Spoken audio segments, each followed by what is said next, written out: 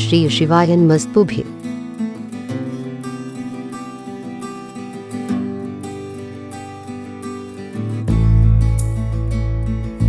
Hey everyone, welcome back my new blog. I hope आप सब स्वस्थ होंगे, मस्त होंगे एंड आप सभी को श्री शिवाय नमस्तुभ्यम। हमारे गोपाल जी नहा लिए हैं, उनका श्रृंगार हो गया है, काम से फ्री हो चुके हैं, घर के खाना वगैरह सबने खा लिया था। आज जाना था मंदिर साफ़ करने के लिए। भव्या को भी साथ में लेकर गई क्योंकि घर पे कोई था नहीं, घर का ताला लगा के आई थी, इस वजह से तो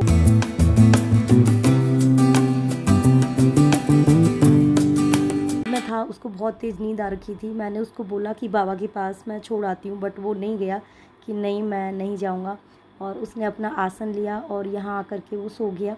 थोड़ा मुझे भी अजीब सा लग रहा था, लेकिन इससे अच्छी नींद कहाँ आएगी इंसान को। भगवान के चरणों में जो नींद आती है ना, जो सुकून मिलता है, वो तो शायद कहीं नहीं मिल सकता।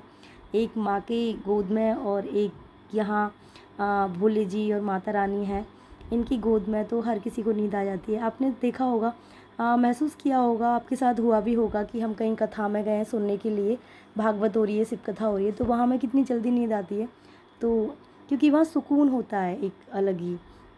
हमारा माइंड एक्सेप्ट कर लेता है कि हमें अब यहीं रहना है। तो ऐसे ही मेरा भी कि मुझे मंदिर की सफाई करनी है, चाहे कितना भी। मंदिर में मैंने सफाई शुरू कर दी थी। सबसे पहले मैंने माता रानी के कपड़े निकाले, उनको साफ़ करा अच्छे से। आगे का जो एरिया है वो मैंने सर्फ़ साबुन से और अच्छे से रगड़ रगड़ के साफ़ करा। बहुत ज़्यादा गंदा हो रहा था, क्योंकि मैं आती हूँ कभी कभी तो सोचती हूँ यार मंदिर बहुत गंदा हो रहा है तो सफाई होनी चाहिए, बट कभी कभी होता क्या है, टाइम नहीं मिल पाता।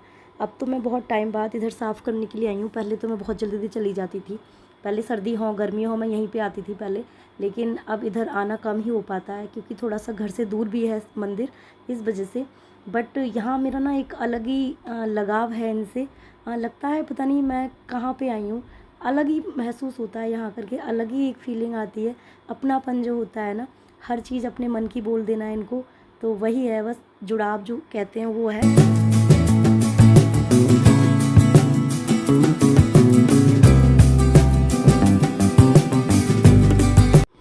मैंने अच्छे से सारा चबूतरा साफ़ कर दिया है, माता रानी को भी साफ़ कर दिया है।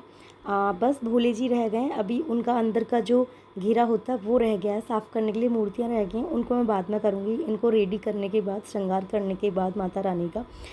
भव्या अभी सो ही रहा है वो, और देखो ये अभी जग गया, क्योंकि क्या हुआ ना, ये भीग गया था। मैं इतना खो गई ना साफ़ करने में मंदिर को, तो वो पानी जो जा रहा था वो आसन था ना इसका, उसके नीचे से जा रहा था और मुझे पता ही नहीं चला, ये नींद में था। फिर उसके बाद ये खड़ा हुआ तो मुझे पता चला कि ये भीग गया है, बट कोई नहीं, हो जाता है। अब मैं ऐसे घर तो लेके नहीं जा सकती बीच में, तो सूख जाएंगे कपड़े, या घर पे मैं चेंज कर दूँगी ले जा करके।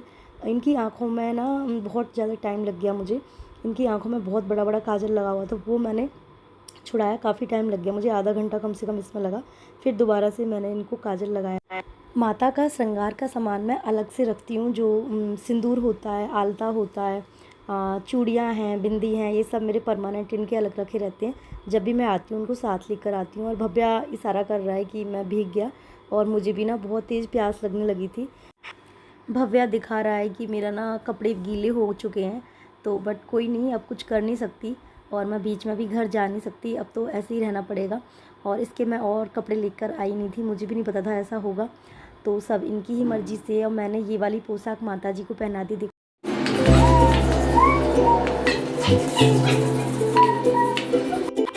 एंड अब मैंने शुरू कर दी है भोले जी यानी शिव परिवार की, इनको साफ़ करूँगी अब मैं।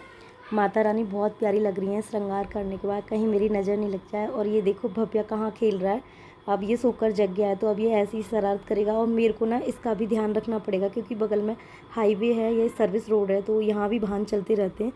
ये मंदिर की सफाई करने के साथ साथ मुझे अब इसका भी ध्यान रखना पड़ेगा, क्योंकि ये मंदिर में रुक ही नहीं रहा था, तो मैं बार बार इसको बुला रही हूँ, बट ये आ ही नहीं रहा है अंदर।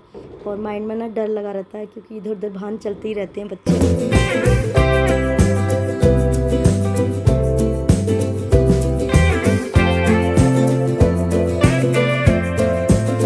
जब भव्या सो रहा था तो मुझे टेंशन नहीं थी, बस लग रहा था जल्दी से मैं सफाई कर देती हूँ और फिर घर पे भी जाना है। उसके बाद भव्या जग गया, तो अब माइंड उधर भी चल रहा है आधा, कि कहाँ है, किधर खेल रहा है, उस पर भी नज़र रखनी पड़ रही है। और ये मैंने साफ़ कर दी हैं सारी मूर्तियाँ। ये नंदी और शिवलिंग है, भोले जी और नंदी हैं ये चिपके हुए हैं। और जो मूर्तियाँ हैं जैसे कार्तिकेय भगवान हैं, पार्वती माता हैं, गणेश जी हैं, ये अपनी जगह पे स्थगित नहीं है, मतलब ये इसमें चिपके हुए थे घेरे में, लेकिन ये हट चुके हैं। मैंने भी कई बार और इन्होंने भी कराया है, कई बार चिपकाए हैं। ये जो आती है चिपकाने वाली फेविक्विक, अलग से पत्थर को चिपकाते हैं जो, लेकिन ये बार बार छूट जाती है।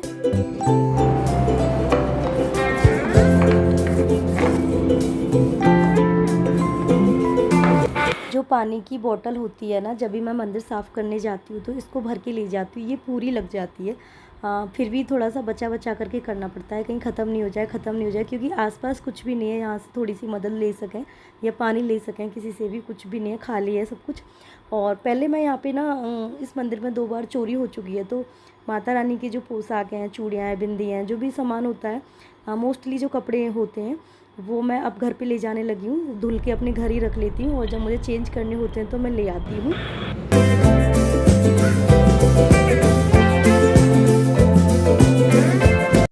सारा मंदिर मैंने साफ़ कर दिया। माता रानी का श्रृंगार तो मैंने पहले ही कर दिया था और मूर्तियों को अपनी जगह, शिव परिवार को अपनी जगह स्थापित कर दिया है। लेकिन मैं माला पहनाना भूल गई थी, उसके बाद मैंने इनको माला पहनाई।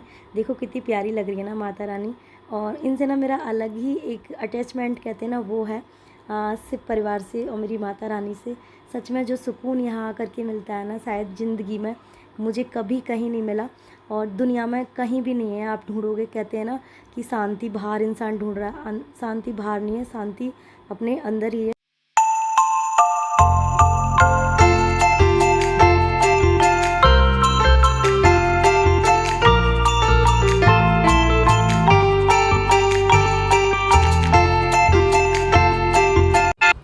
माता रानी बहुत सुंदर लग रही हैं। रेडी होने के बाद श्रृंगार मैंने कर दिया है इनका, जितना मेरे से हुआ है।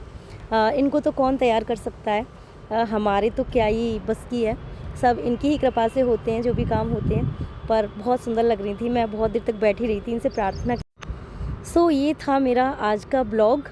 आई होप आप सबको अच्छा लगा होगा, और अच्छा लगा हो तो लाइक एंड शेयर कीजिएगा। मेरी वीडियो को ज़्यादा से ज़्यादा लाइक करें एंड चैनल को सब्सक्राइब कीजिएगा। और मिलते हैं नेक्स्ट ब्लॉग में, तब तक के लिए आप सभी को फिर से एक बार श्री शिवाय नमस्तुभ्यम। और कोई भी अगर आपकी क्वेरी है, कोई भी बात है आपके मन में पूजा से रिलेटेड, तो कमेंट कीजिएगा। हर हर महादेव, श्री शिवाय नमस्तुभ्यम।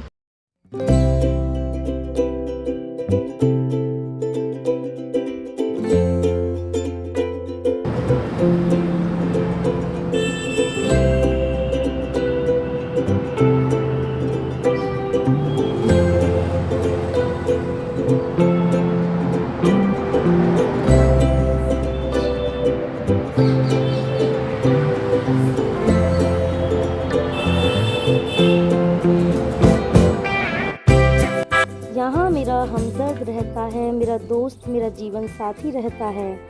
दर दर भटक कर मांगता नहीं किसी से, फर्क नहीं पड़ता जमाना क्या कहता है। यहाँ नियति करवटें बदलती दिखती है, मिटता है वो भी जो नसीब में लिखा रहता है। और हर ख्वाब पूरा हुआ है इस चौखट पर मेरा, क्योंकि यहाँ मेरा पिता रहता है।